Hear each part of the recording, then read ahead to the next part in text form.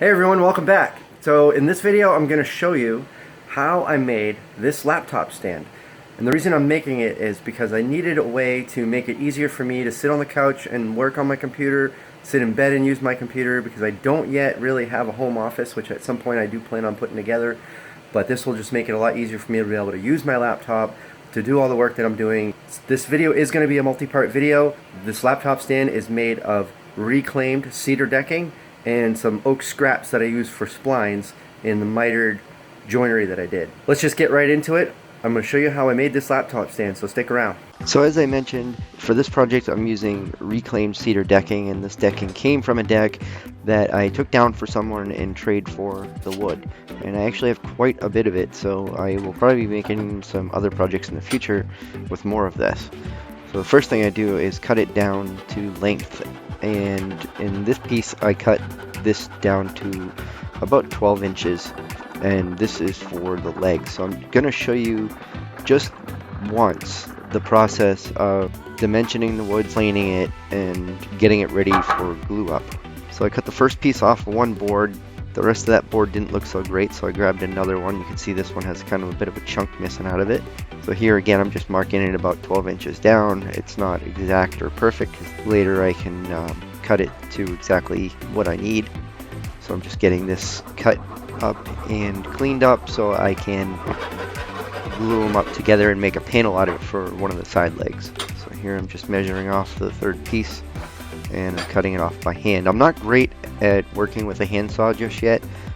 Over time, with practice, that should get better. So when I want to make a true straight cut, I do go over to the table saw or the miter saw, or whichever makes the most sense.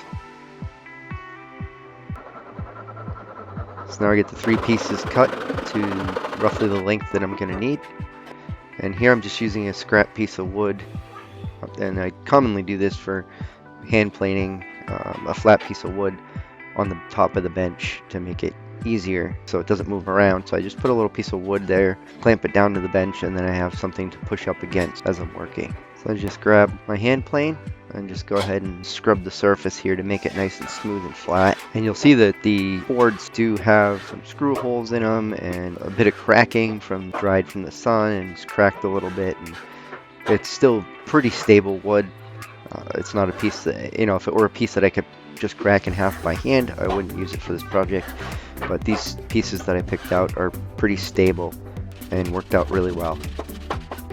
By having the screw holes and the checking in the board, I think it adds a bit of a character to it, and I kind of like the somewhat rustic look to the wood. So here I have it in the vise, and I'm just making sure that the edges are flat and perpendicular to the flat side that I made for reference. So I'm going back over it here again just to making sure that that flat side is flat and true, so when I do check for square on the edges, that it is truly square to the front piece, the front side. So basically I showed you how I dimensioned that first board. So I went over the face of it, made it nice and flat, went to the sides of it and referenced it off of that first flat face, and then same to the other side, and then flattened the other side, made sure that was flat, and then I had a pretty roughly squared up piece of reclaimed wood here. So then I just go over the next couple of boards the same way and just fire through these to get them done. And I just make sure I have nice clean square edges so I can glue them up together and the panel comes out nice and flat. And before I glue it up, I just bring it over to the miter saw and I cut the edges down to the length that I want and make the edges nice and square rather than trying to plane the edges, because the wood, I have a feeling if I tried to plane the edges off by hand that I'd probably have some tear out, and I wanted to avoid that. And yes, if I had a perfectly sharp, maybe like low angle block plane, I could shave the edges off really smoothly, but I don't really have the greatest tools for doing that yet. So the easiest way to do that with a power tool is to just grab the miter saw, make a mark, and get a nice clean edge cut.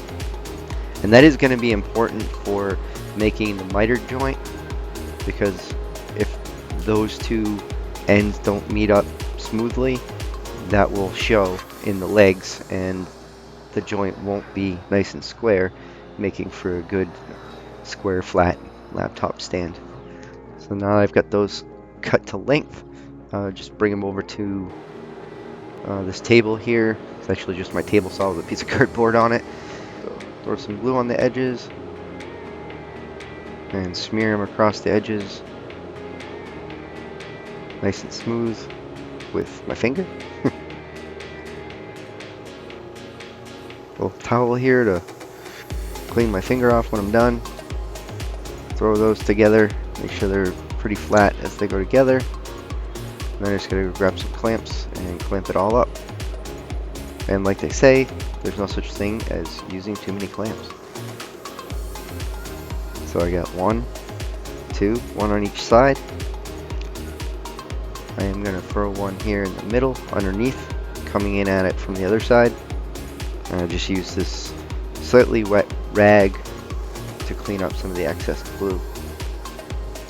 And the next thing I'm going to do here is I'm going to bring over a piece of shelving that came from some cabinets that I had, and so I know that this piece is nice and machined, and so I'll be able to use it as a flat reference to clamp down on this panel to make sure it stays flat as it dries. And throw a bunch of clamps on it and clamp it down nice and hard to the surface so it keeps this panel as flat as I can get it. And then of course later on I'm going to plane it down once again to get it to its nice final flat surface. Here I'm just checking with my square just to make sure it's somewhat flat here while it's going to dry and looking good. Well, thanks for watching the first part of this series of building the laptop stand. There may be one or two more videos to complete and finish this up, but the reason I wanted to spread this out over a few videos is I didn't want to make the videos too terribly long, and I wanted to show you some detail on what I did and how I came up with making this laptop stand and the full process so I could show you each step. Again, I really appreciate you being here watching the videos. If you enjoyed this video, please stay tuned because very shortly I'm going to have the next video of this series edited and ready for you to watch. If you like this video, check out some of the others that we have on the channel here. I'm sure you'll like those too. And if you do like those videos, hit the like button on the videos. It does help out the channel a lot. And if you do like the videos, hit the subscribe button, hit the bell so you can get notified when we release new videos. Alright, until next time, see you soon. Take care.